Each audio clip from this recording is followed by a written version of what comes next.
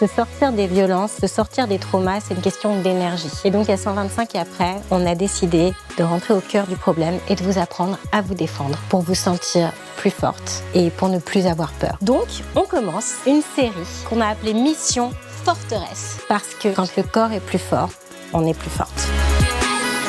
Je mets quand même une petite alerte.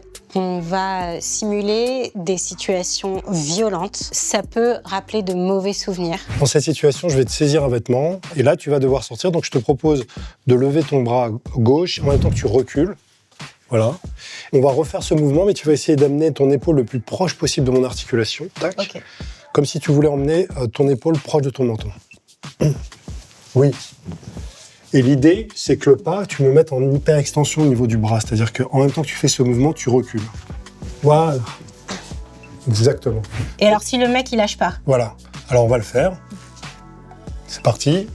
Allez, tu vas en arrière et je lâche pas. Là, tu vas mettre ton avant-bras au niveau de mon coude. Voilà, exactement. Et tu ramènes... Voilà, là, t'es parfaite. Voilà, stop. OK.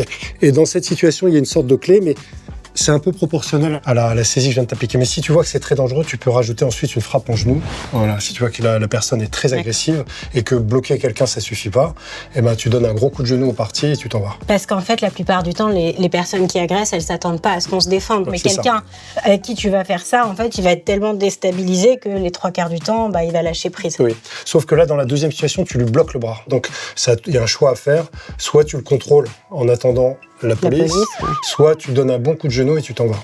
Pour en savoir plus, rejoignez-nous sur la chaîne YouTube de l'association 125 et après ou en story à la une sur notre compte Instagram.